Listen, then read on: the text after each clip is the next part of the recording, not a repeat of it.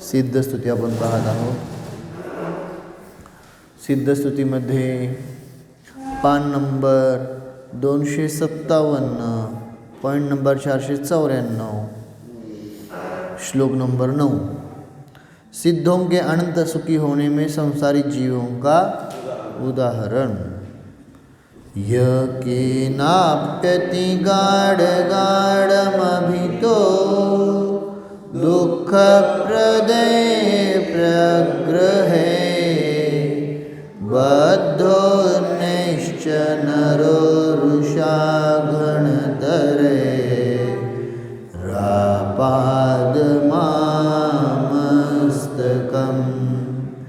एकस्मिन् शिथिले तत्र मनुदे सौख्यं ससिद्धा पुनः किं न स्युः सुखिनः सदा विरहिता बाह्यान्तरे बन्धने. यदि किसी को कोई क्रोध से अति दुखदायी बंधन से मस्तक से पैरोधक जाल ओढ़ से बांध रखे. यदि एक बिरसी ढीली होवे तो वह सुख माने.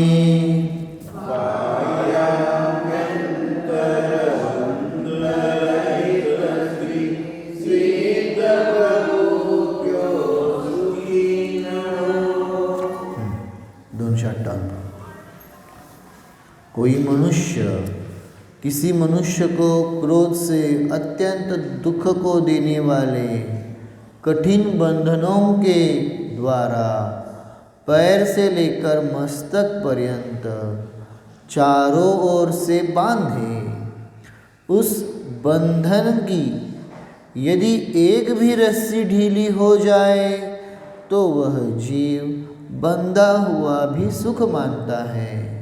फिर जो समस्त बाह्य तथा अभ्यंतर परिग्रह के बंधन से रहित है, ऐसे सिद्ध भगवान क्यों नहीं सर्वोत्कृष्ट सुखी होंगे, अर्थात अवश्य ही होंगे. कळलं का? है ना.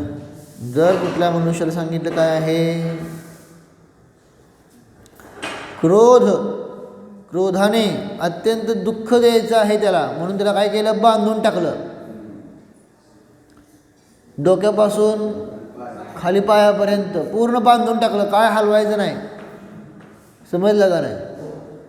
आणि त्याची एक जरी दोरी ढिली पडली आहे का नाही, तर मग काय होतं, त्याला काय वाटतंय, सुटलो बाबा आता.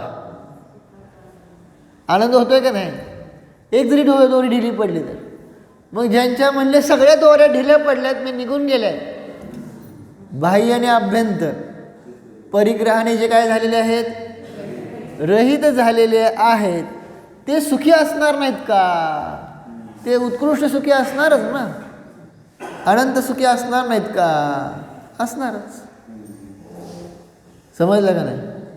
अशा प्रकारे इथं सांगायचा अभिप्राय काय आहे की सिद्ध भगवान सुखी आहे, त्याचं उदाहरण छान देऊन सांगितलं. म्हणून तर इम्पॉर्टंट काय असतं, जेव्हा आपल्याला बांधलंय तेव्हा काय केलं तर सांगा, बंधनातनं सुटायचं तर काय करायचं?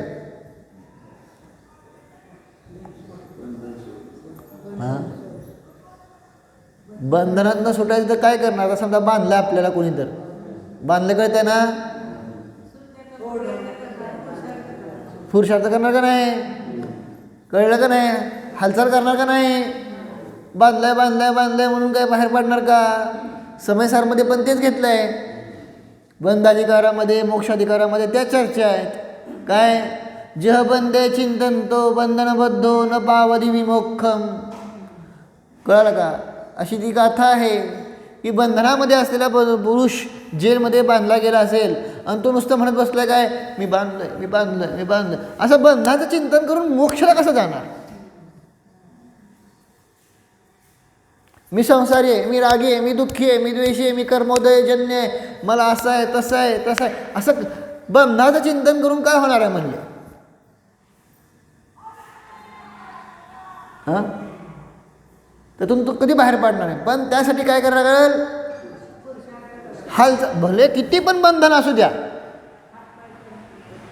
हालचाल करायला लागेल का नाही? का होत नाही हालचाल? तुम्ही बघताच की टी व्ही सिरियल पिक्चरमध्ये असं काहीतरी किडनॅप केलेलं असतं, बांधलेलं असतं, मग ते काय काय हालतंय, मग खुर्चीवरनं खाली पडतंय, काय कुठून तरी काय व्हावं, लूज व्हावं. ते बंधन थोडं जरी लूज झालं मग पुढं काय होतंय? मग सगळं लूज होतंय. तसं ह्या जीवाचं पहिलं बंधन मिथ्यात्वाचं लूज झालं, मग सगळ्या दोऱ्या सुटतात.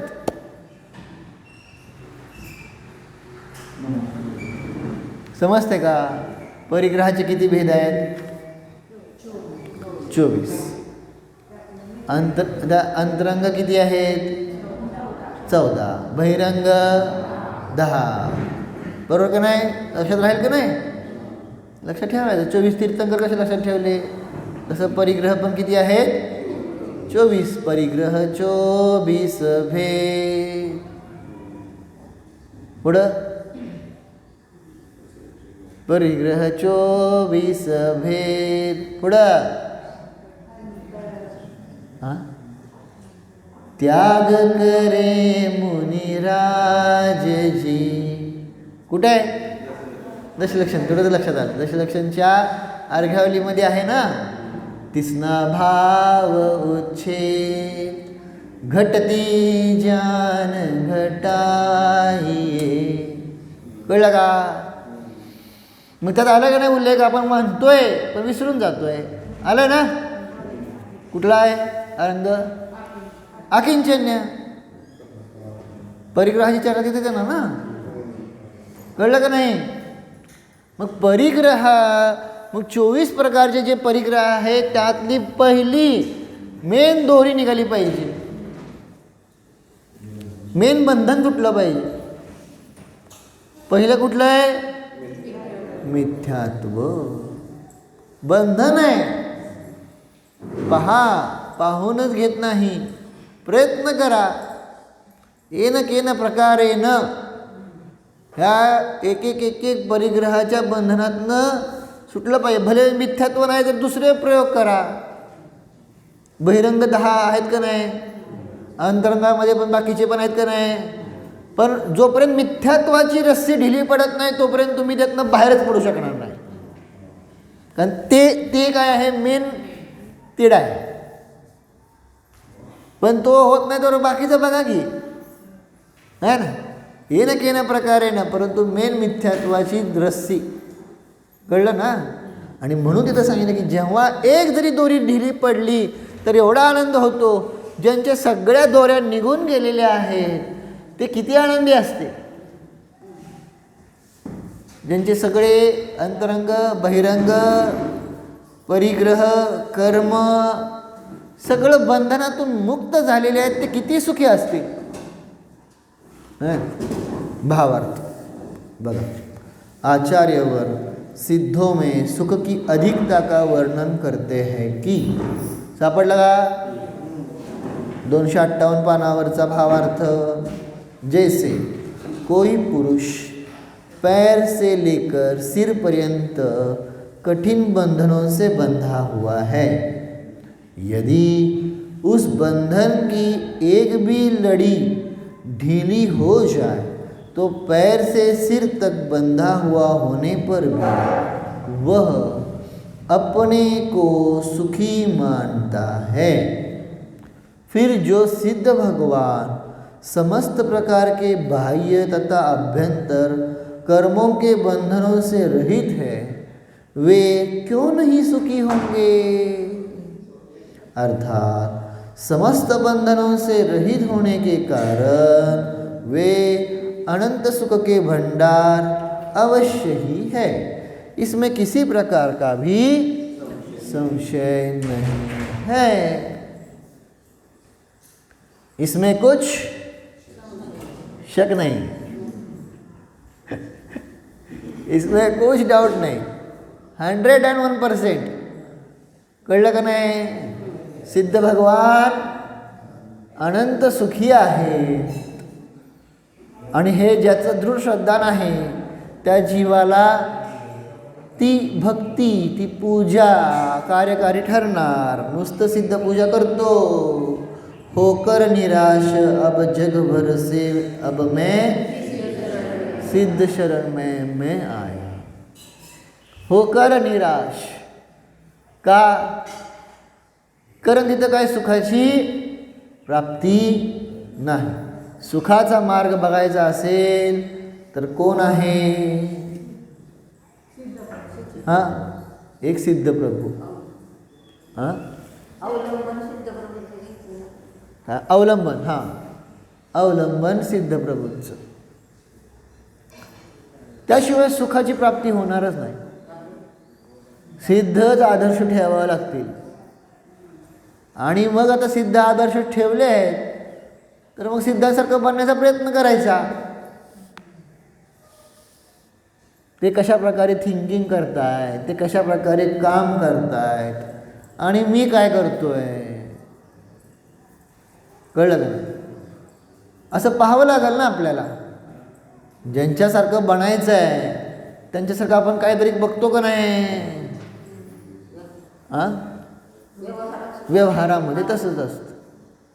आता ते नाही मी घटवत, पण मला सांगायचा अभिप्राय असा, मग सिद्धांसारखं बनायचं आहे तर मग जरा थोडंसं सिद्धांसारखं वागायला पाहिजे का नको? वागतोय संसारीसारखं आणि म्हणतोय मला सिद्ध बनायचं आहे. चिंतन करायला लागेल. जेव्हा जेव्हा जे जे प्रसंग येईल तेव्हा इथं सिद्ध भगवंतांनी काय केलं असतं.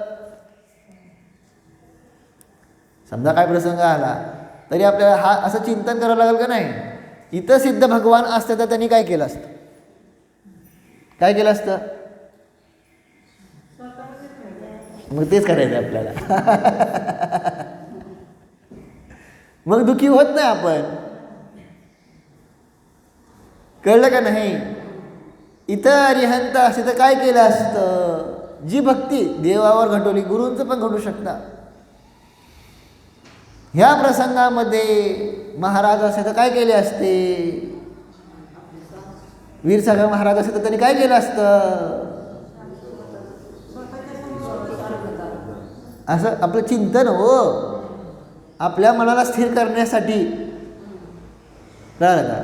एका जीवाने काल असं यूट्यूबला कमेंट टाकलेली आहे. त्यांनी गोष्ट बघितली ना तुकारीची, यूट्यूबला तुकारीची गोष्ट बघितल्यानंतर, तुकारीची गोष्ट माहिती आहे ना सगळ्यांना? तुकारीची गोष्ट माहिती आहे का नाही? हां, तर मग मी तुम्हाला तू म्हणणार आता. तर मग तुकारी जी आहे तिला क्रोधाच्या अपेक्षेने ती गोष्ट, मग ती गोष्ट वाचल्यानंतर ते म्हणले की हे सगळं बरोबर आहे, क्रोध नाही, उत्तम क्षमा आपला स्वभाव आहे वगैरे सगळं बरोबर आहे, पण म्हणले मनातले विकल्प शांत होत नाहीत. असं कमेंट आहे त्यांचं बरं का. की सगळं मान्य आहे पण मनातले विकल्प शांत होत. ठीक आहे, मी क्षमा म्हणतो पण म्हणले, परंतु क्षमा म्हणून सुद्धा मनातले विकल्प काय शमत नाहीत, शांत होत. आणि आपल्याला पण असं दिसून येतं का नाही? आहे का? मग त्यांना सांगितलं काय करायचं. स्वाध्याय करा, तत्वाचं चिंतन करा. कळलं का? कारण त्या विकल्पांना शांत करण्यास समर्थ कोण?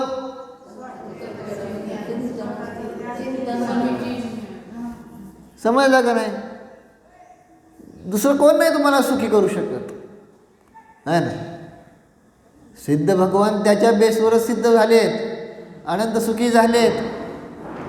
कळलं का नाही? अरिहंत असो, साधू असो, त्या बेसवरच जर सुखाचा आनंद घेता येते,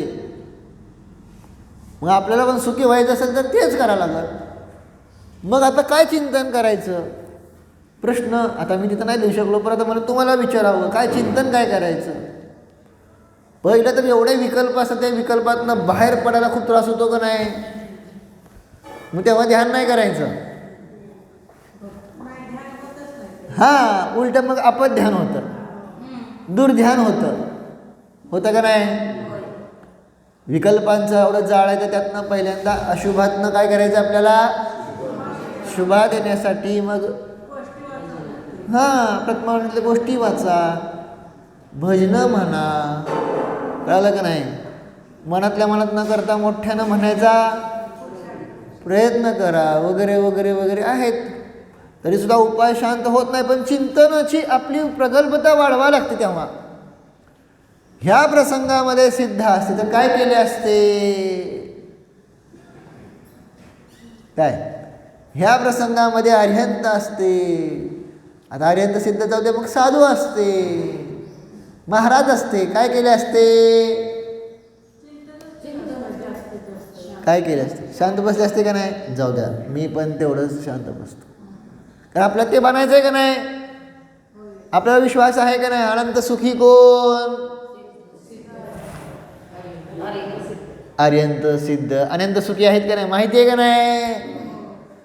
साधू परमेश्वरी सुद्धा अतींद्रिय सुखाचा आनंद घ्यायचा, माहिती आहे का नाही. आपल्याला ते बनायचं आहे का नाही. मग बनायचं म्हणल्यानंतर मग त्यांचं आठवायला लागेल ह्या सिच्युएशनमध्ये त्यांनी असं काय केलं असतं. अशा प्रकारे आपण त्या सिच्युएशनला पार करायला लागलं तर मग आपल्याला अर्यंत सिद्ध बनायला काय अवघड मार्ग आहे का. साधू बनायचा मार्ग अवघड राहिला का. सगळ्या प्रसंगात जर तुम्ही समताभाव धारण करायला लागला, आत्ता जर तुम्ही असं म्हणाला हे मी काय साधू आहे काय, मग नाही बनणार तुम्ही. आपण असंच म्हणतो का नाही, मी काय महाराज आहे का सारखं सारखं सहन करायला. असा जर विचार करत असाल तर तुम्ही महाराज कधीच बनणार नाही. ह्या नाही कुठल्या जन्मात नाही बनणार, ह्या विचाराने राहिला तर. पण कधीतरी विचार करावा लागेल का नाही की इथं साधू असं तर काय केलं असतं, स्वतःला जाणत राहिले असते, कर्मोदयापासून भिन्न पाहिलं असतं. मी पण तेच करतो, प्रयत्न करतो आहे ना. ह्या सगळ्यांच्या विकल्प जाळामधून ऑटोमॅटिक बाहेर पडणार का नाही. येणं केल्या प्रकारे येणं, नाहीतर मग काय होणार. मग ते बंधन तोडायचं आपल्याला. रस्सी समजते का नाही. म्हणून तर सांगितलं का नाही, अंजन चोराने काय केलं होतं. अंजन चोर कशात प्रसिद्ध झाला, निशंकित अंगात का प्रसिद्ध झाला. एवढा दृढ विश्वास, मेलं तर काय नाही मला माहिती, मरत नाही मी. काय म्हणतोय कळलं का नाही. प्रॅक्टिकली विचार करा. प्रॅक्टिकली आपल्याला एवढा विश्वास आहे का. खाली तिथं अग्नी आहे, तलवारी ठेवलेल्या आहेत आणि आपल्याला कुठं वर लटकवलं आहे आणि सांगितलं दोऱ्या तोडा, एक एक एक एक एक एक एक तोडा दोऱ्या, नमोकार मंत्रावर विश्वास ठेवा. कुठला विश्वास ठेवताय. आजारी पडल्यानंतर आपण म्हणतोय नमोकार मंत्र म्हणा बरं होतंय. अहो ते नंतर म्हणू, मला पहिला डॉक्टर द्या.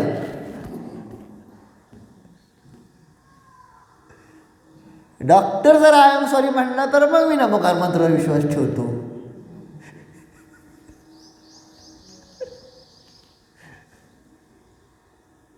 कळतंय का काय म्हणतोय, है ना. एवढं दृढ श्रद्धा. म्हणून तर तो त्या चोर असून सुद्धा तो निशंकित अंगात त्यामुळे प्रसिद्ध झाला. आणि जेव्हा त्याला श्रद्धा नव्हती तेव्हा सम्यक तोंड पण नव्हतं, तेव्हा तर मिथ्यात्वच होतं. सम्यक तो कधी प्राप्त झाला सांगितलं का नाही तुम्हाला.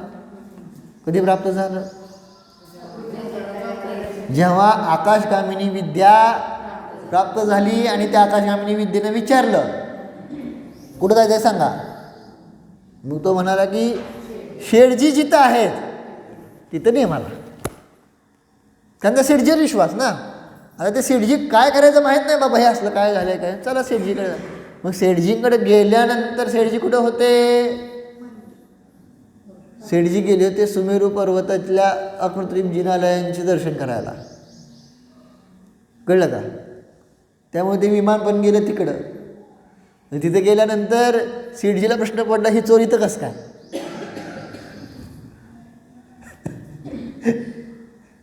आणि मग त्या कृत्रिम मंदिरातली सगळी एवढी महिमा बघितली, मग सेठजीचं उपदेश ऐकला आणि मग त्याने त्या कृत्रिम जिनालयांचं दर्शन करून तिथं त्याला काय झालं? सम्यक दर्शनाची प्राप्ती झाली. नुसतं सम्यक दर्शनाची प्राप्ती नाही तर पुढं काय झालं? चोरी सोडा, त्यानं सगळ्या दोऱ्या सोडल्या, कळलं का नाही? साधू बनले आणि काय झाले? गेले मोक्षाला. काय होत त्याला काय? विद्याधर पण असतात का नाही? मग ते थोडे सम्यक्ती असतात. म्हणून तर सांगितलं की अवघड नाही काय सुद्धा, काय पण करता येतं. तिथं सांगितलं होतं का नाही रेवती राणीच्या गोष्टीमध्ये? रेवती राणीच्या गोष्टीमध्ये समोशरण पण बनवलं होतं का नाही त्याने? मग ते कसं काय झालं? काय अवघड आहे त्याला? समोशरण बनवायचं काय अवघड आहे? पुद्गलाचा खेळ आहे का नाही शेवटी? हां, पण म्हणून तर तिथं सांगितलं नातस्त्वमसि नो महान. सांगितलं का नाही? कुठं सांगितलं बरं? देवागम स्तोत्रामध्ये सांगितलं का नाही? हे समोशरणादी विभूती आहे, तुमच्याकडे 100 इंद्र तुम्हाला झुकतायत म्हणून तुम्ही महान नाही आहे, म्हणून तुम्ही निर्दोष नाही. मग तुम्ही निर्दोष का आहात? तुम्ही महान का आहात? महानतेचं लक्षण काय आहे हे समजून घेत नाही हे जग. सगळ्या जगाला तेच वाटतंय, मला एवढ्या लोकांनी छान म्हणलं तर मी छान आहे, मला एवढे लाईक्स मिळाले तर मी महान आहे, मला एवढ्या लोकांनी समजतं फॉलो केलं तर मी महान आहे. ही बारकी पोरांना सगळे असले संस्कार शिकवले गेलेत. काय तर कुठल्या तर जगामध्ये जगायला लागले. माझे एवढे शिष्य असले म्हणजे महान आहे, माझे एवढे शिबिरार्थी असले म्हणजे महान आहे, माझे एवढे काय भक्तगण असले म्हणजे महान आहे. महानतेचं लक्षण काय? नातस्त्वमसि नो महान. चिंतन करत नाही आपण. महानतेचं लक्षण काय विचारतोय? देवागम वाचलं का नाही? हा मग सांगा की. हा, सत्वमेवासि निर्दोषो युक्तिशास्त्रा विरोधी वाग अविरोधो यदिष्टं ते प्रसिद्धेन न बाध्यते. कळलं का? तुम्ही का सत्वमेवासि निर्दोषो, पुढे जाऊन सांगितलं हे भगवान तुम्हीच निर्दोष आहात, तुम्हीच महान आहात, ह्यात डाऊट नाही. पण कारण हे नाही आहे. कारण काय आहे? युक्तिशास्त्रा विरोधी वा. युक्ती समजतंय? युक्ती म्हणजे तर्कज्ञान, शास्त्र म्हणजे आगमज्ञान. युक्ती आणि म्हणजे तर्कज्ञान आणि आगमज्ञानाच्या द्वारे काय आहे? युक्तिशास्त्रा अविरोधी वा. आपले वचन युक्ती आणि आगमाच्या अविरोधी आहेत. म्हणून आपण महान आहात. कळलं? पॉईंट समजतंय का नाही? काय म्हणजे खूप घटवलं चांगलं, त्याच्यात जाऊ दे, ते विषयांतर खूप होत जाईल. ते वचनावरची श्रद्धा, त्यावर आहे चिंतन, पण ते नंतर आपण परत घेऊ. पण आता विषय मला काय सांगायचा होता, कशावर नाही सगळा विषय निघाला? महानता कशावर आहे ना? आपण हे सगळं बाहेरच्या गोष्टीवर महानता मानून बसतोय. हे चुकीचं शिकवले संस्कार. मी सुंदर दिसलो म्हणजे महान, बरोबर का नाही? बरोबर का नाही? हां, मी चांगले कपडे घातले म्हणजे, है ना, मी चांगले दागिने घातले म्हणजे काय काय चांगली हेअरस्टाईल केली, चांगले हे केलं, चांगलं ते केलं, असे हे चुकीचे सगळे जग तेच करतंय ना. मी नवीन गाडी घेतली म्हणजे तसली भारी गाडी घेतली म्हणजे महान, नवीन मोबाईल घेतला म्हणजे काय, नवीन घर घेतलं म्हणजे काय काय काय आहे काय, हे सगळी चुकीची जग शिकवतं का नाही महानतेची लक्षणं. हां, तुम्ही मोठी डिग्री घेतली म्हणजे PhD केली, PhD कसली PhD, फटा हुआ ढोल.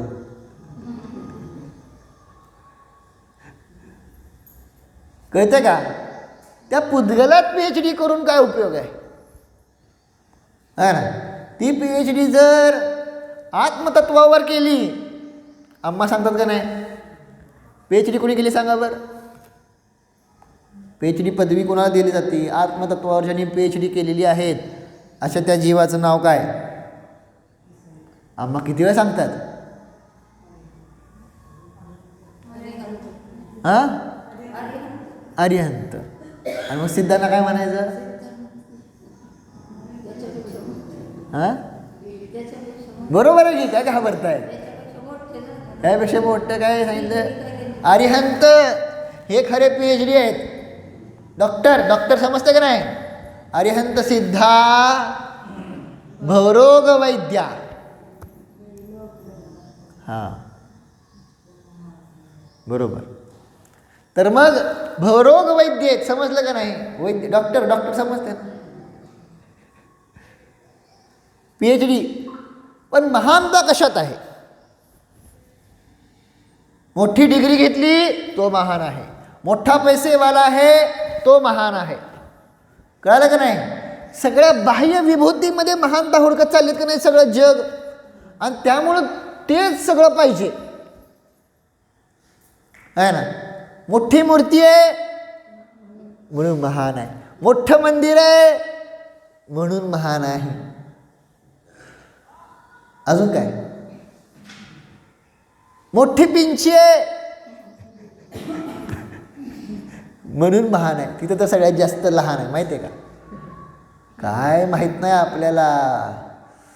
महाराजांनी माताजी सांगितलं का नाही, जेवढी मोठी पिंची तेवढी जास्त हिंसा. ऐकलं का अम्मांकडनं कधी, आठवत आहे का. इथं आपल्याकडे काय असतंय, मोठी पिंची द्यायची, मोठी पिंची आहे का विवेक आपल्याला. मोठी छोटी पिंची कशासाठी आहे पहिल्यांदा सांगा बरं. पहिल्यांदा पिंचीचं कार्य काय. पिंचीचं कार्य जीव रक्षा आहे का आशीर्वाद देण्यासाठी आहे. आणि आपल्याला आशीर्वाद दिल्याशिवाय बरंच वाटत नाही. हा, म्हणून तिथं क्षीरसागर महाराज म्हणायचे की ही पिंची नाही झाडू आहे म्हणायचे, झाडू. कळलं का, साधूंचा झाडू आहे. जीवरक्षा कशासाठी आहे, झाडूच आहे का नाही, परिमार्जन. कळतंय का. आणि आम्हाला महत्व कशाचं, डोक्यावर मारल्याशिवाय बरं वाटत नाही. म्हणून मला कधी कधी ते संत गाडगे बाबा होऊन गेले का नाही, ते त्यांच्या कोणी पाया पडलं का नाही त्याच्या पाठीमध्ये ते काठी घालायचे.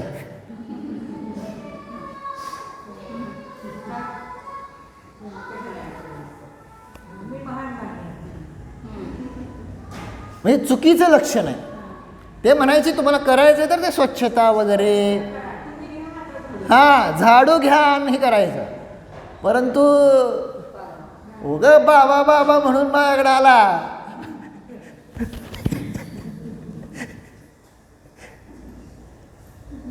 कळतंय का, चुकीची कल्पना आहे का नाही. आणि म्हणून तिथं छोटी पिंची मोठी पिंची. अरे वेड लागलाय का, जेवढी मोठी पिंची तेवढी जास्त हिंसा. परिमार्जन होतच नाही, होत नाही. लिहून घ्या, खोटं वाटत असेल तर तुम्हाला लगेच प्रत्यक्ष करून दाखवतो. एक छोटी छोटी म्हणजे अगदी छोटी पण नाही, मीडियम. मीडियम पिंचीच्या द्वारे जेवढी जीवांची रक्षा होते, खूप मोठी पिंची त्याच्याद्वारे तेवढे जीवांचं होतच नाही परिमार्जन.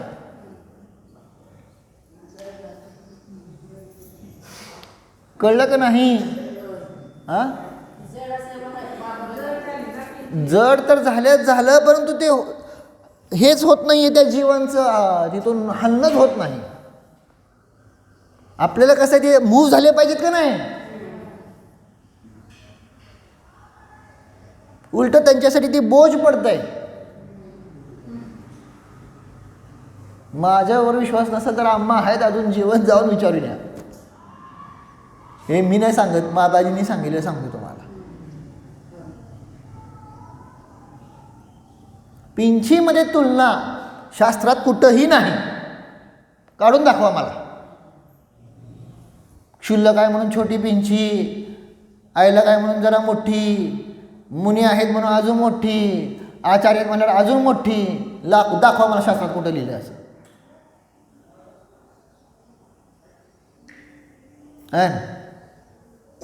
शास्त्रात असलं कुठंही नाही.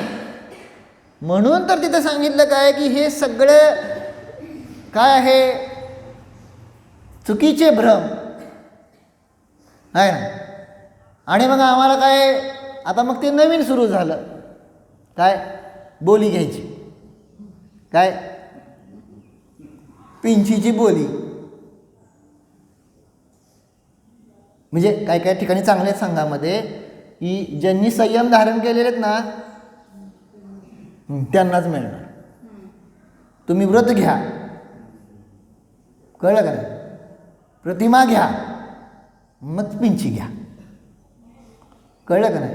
आपण असं केलं ना वीरसागर महाराजांच्या वेळेस, अग्नी द्यायच्या वेळेस काय सांगितलं होतं, पैसे देऊन नाही द्यायची अग्नी आहे ना. जे जे व्रत घेतील, प्रतिमा घेतील, त्यांच्याच द्वारे ही होईल. हां तेच की, म्हणजे त्यांना तो अधिकार. संयमाचं प्रतीक आहे ना, मग संयम घेऊन करा की. तसलं काय नको आम्हाला. मी म्हटलं ना सगळीकडे बिझनेस झाले. पण आहे अजूनसुद्धा अनेक संघामध्ये आहे बरं का, की संयम ज्यांनी घेतलेला आहे त्यालाच पिंची मिळणार. म्हणजे चांगलं आहे, ठीक आहे. आणि बदलायचं काय, जर खराब झाली असेल तर बदलायचं. नियम आहे का बदलावा असा. आता तुम्ही एवढे माताजींचे चातुर्मास केलेत, कधी बदललेलं सांगा बरं. कधी कार्यक्रम झाले पिंची परिवर्तन, काय विचारतोय. बदलायचं का बदलायचं, उगाच 4 महिने संपले म्हणून बदलायचं. ते खराब झालं, खराब म्हणजे समजताय ना, झडलं है ना, तर जरूर बदला. मग ते कधी पण बदला. कळतंय का नाही. म्हणजे कसं चुकीचं हे सगळ्या ज्या शास्त्रात काही उल्लेख नाही आहे त्या सगळ्या गोष्टींचा हे झालेला आहे. आणि हे ज्ञान करून घ्या. मला माहिती आहे तुम्हाला मान्य होणार नाही, काय टेन्शन नाही, मला काय जबरदस्ती नाही, आपली अजिबात जबरदस्ती नाही. पण ज्ञान तर करून घ्या, चिंतन करा, ज्ञानी लोकांना विचारा, तुम्हाला ज्यांच्यावर विश्वास आहे त्यांना विचारा, मग श्रद्धा करा. कळलं. म्हणून एवढ्या वेळा चातुर्मास झाला माताजींचा तरी सुद्धा कधी पिंची परिवर्तन झालं का. आणि त्याचे काही रूल्स आहे, त्याचे सगळे काही नियम आहे, ते बघून घ्या. त्यामुळं काय त्या विनाकारण काय म्हणतात ना, ते कशी प्रकार असतात, कशा प्रकारे केलं जातं, त्याचं सगळं समजून घ्यायला पाहिजे आहे का नाही. आपण काय म्हणतो, रेडीमेड पिंची घ्या. रेडीमेड पिंची का घ्यायची नाही त्याचं पण कारण सांगतो, ते विषय निघाला म्हणून सांगतो. खूप वेळा असं काय होतं की शेवटी काय हा बिझनेस आहे ना, आपण नाही करत, परंतु जे करणारे लोक आहेत ते तर आहेत का नाही. मग ते काय करतात, त्या मोराला काय म्हणतात ना, धरून पंखाशे उपसून काढतात. आणि जर ते उपसून काढलं असेल तर ती जी लांब लचक असतं ना, म्हणून ते घ्यायचे. समजलं का नाही. लांब लचक असतं का नाही, त्याला जर लाल रंग लागला असेल तर ते 100% काय आहे, उपसून काढलं. आणि ते वापरत नाहीत. मला हे माताजींनी सांगितले म्हणून तुम्हाला सांगायला. इथं जेव्हा आम्हा होत्या का नाही पंढरपूरमध्ये, तेव्हाच झालेली चर्चा आहे ना. हां, मग ते आता आम्हाला ते माहिती आहे जमतं म्हणून ते बांधतात, ते सोडून द्या. परंतु असतात असे संघामध्ये असतात बरं का.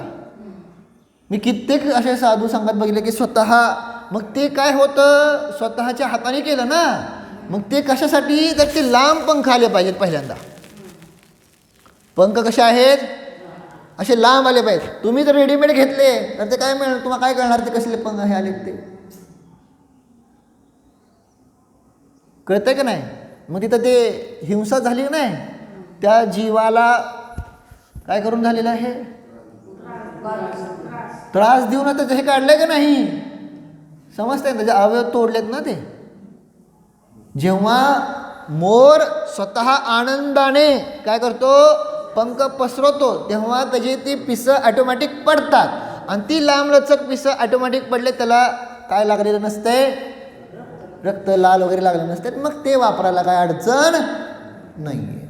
हे आहे त्या पाठीमागचं कारण. त्यांनी स्वतः ऑटोमॅटिक सोडलंय ना. पॉईंट समजला का नाही. म्हणजे ह्या सगळ्या गोष्टी आहेत, हे समजून घेत नाही आपण. त्या पाठीमागचं सायन्स संपलं आहे ना, आणि आपण पण देखादेखी करायला लागलो. कळलं का नाही. देखादेखी नका करू. मग आम्हाला काय, तुमचं नुकसान आहे, आमचं काय. कारण समजून घ्या आणि तशा प्रकारे काय झालं पाहिजे हे आवश्यक आहे. लक्षात येतंय है ना, की त्याचा काय कुठंही त्याचा तसा उल्लेखच नाही आहे. पहिल्यांदा म्हणून तर तिथं स्वतः महाराजच म्हणायचे. महाराज आता एवढे महाराजांचे चातुर्मास केलेत, कधी झाले पिंची परिवर्तन सांगा बरं. आता मी तर बघितलं पण नाही, तुम्ही बघितलं तर तुम्हाला लोकांना विचारतो. वीरसागर महाराजांचे एवढे चातुर्मास झालेत का नाही. नातेपोतीला झाले, सोलापूरला झाले, पंढरपुरात पण एखादा दुसरा झाला आहे का नाही. सांगा मग कधी झाले पंची परिवर्तन, का नाही झाला. कारण समजून घ्या. कारण मीमांसा नाही आपण करत, आणि म्हणून मग तिथं आपल्याला त्यातलं कळत नाही आहे. मग विषय कशावर निघाला आपला, जाऊ दे ठीक आहे, आता कळलं नाही एवढं, नुसतं कानानं ऐकू नका. कळलं का नाही, वाईट वाटलं तर वाटू द्या, परंतु चिंतन करा, त्याची चर्चा करा, विद्वानांना विचारा जरा, आणि मग निर्णय करा. कळलं. चला आता पुढे जाऊया, तो विषय सोडून. महानता, आपला विषय काय चालला होता, महानता. प्रभू आपण महान आहात का, काय कारण मीमांसा केली. आपले वचन युक्ती शास्त्र अविरोधी आहे ना. त्याची आहे सगळी चर्चा, आपण नंतर परत घेऊया पुढं आहे ना. मग हे बाहेरच्या गोष्टी हे आपल्या महानतेचं कारण नाही. समजलं. अन्यथा प्रॉब्लेम येईल ना. प्रॉब्लेम काय येईल, जे उपसर्ग केवली आहेत त्यांच्याकडे कुठं वैभव दिसून येतं आहे, मग त्यांना भगवान म्हणायचं नाही का. मुख केवली आहेत त्यांच्याकडे कुठं वैभव दिसून येतं, त्यांना भगवान म्हणायचं नाही का. कळालं का नाही.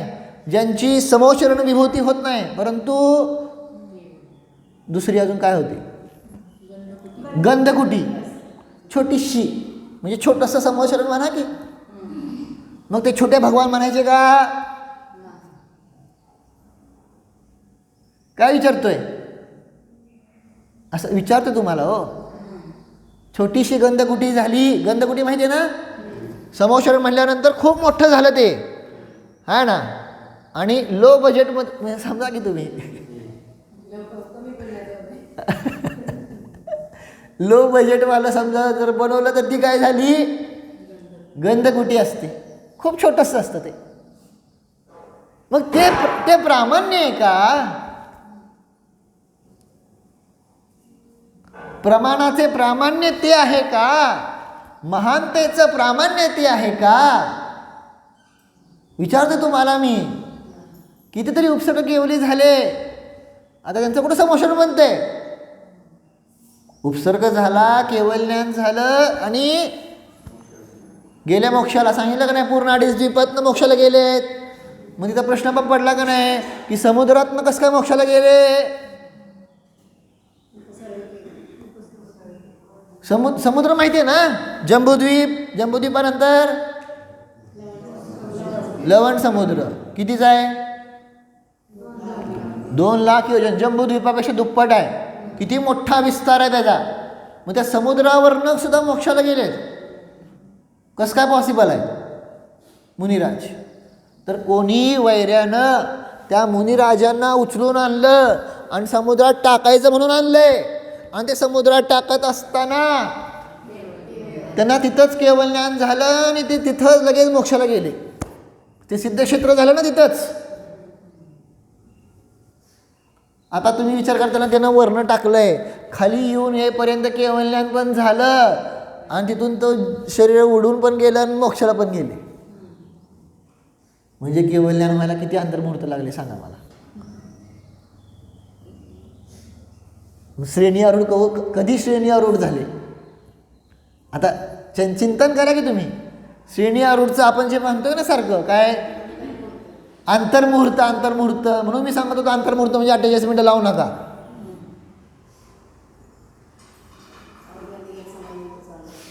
म्हणजे 11 गुणस्थानाचा काळ किती आहे त्याच्यावरनं तुम्ही तुलना करून बघा बाकीच्या गुणस्थानांचा काळ किती होतोय. ते 11 गुणस्थानाचा काळ किती आहे?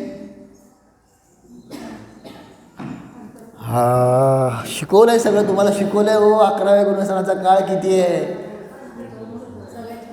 अंतर्मुहूर्त मला पण माहिती आहे की त्याला काहीतरी शब्द आहे का नाही? अभ्यास अभ्यास गेला सगळा आपला अभ्यास. मला लोक विचारायला लागले कधी चालू करताय. मला आता ध्यानच मनात असेल तर चालू करणार. चालू करायचं का जीवकांड? थोडं हे थोडं ते असं विचारतोय, करायचंय का? मग ते आता कोण म्हणायचं तुम्ही म्हणल्याशिवाय मी कसं करणार? हा तिकडेच करायला लागेल की ती व्यवस्था उद्या करायला लागेल तिकडची. काय जोडलेलं नाही सगळं आहे ना. तर मग सांगायचा अभिप्राय असा आहे ना. तर ते बघून या तेवढं 11व्या गुणस्थानाचा काळ किती, मग ती सगळी चर्चा उद्या करूया. ठीक आहे ना. आणि अजून तुम्हाला सांगितलं होतं ते सांगा, आता वेळ झाला आहे. हां अजून काय सांगितलं होतं? बघून आला म्हणलं ना 25 26 बघून आला का?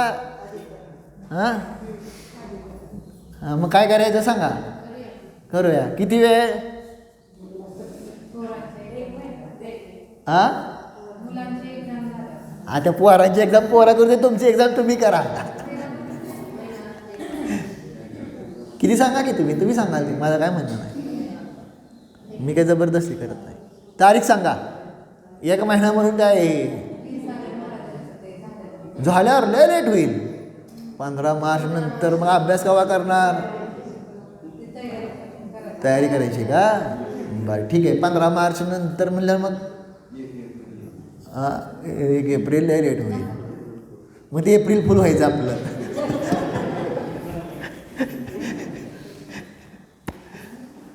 आहे ना. तर ठीक आहे. 15 मार्चच्या पुढचा 7 दिवसानंतर कुठला येतोय? 15 आणि 7 22 ना. साधारण 22 मार्चच्या दरम्यान चालेल ना. काय करायचं आहे? हां लिहून काढा. आणि म्हणजे सांगतो उद्या सांगतो, तर वेळ जाईल है ना. पण ते अभ्यास करायचा, त्याची समरी काढायची आणि शेवटी आपलं चिंतन पण लिहू शकता, आहे की नाही. असं ते आहे. पण त्याला 2 प्रकारे करायचं. एक तर आपल्या वही कागदावर लिहून काढायचं आणि त्याला व्हॉट्सअपवर पण आणायचं. मग बाकीचे पण वाचतील ना. तर हां ते सांगतो तुम्हाला काय करायचं ते उद्या सांगतो. हां आता वेळ झाला आहे.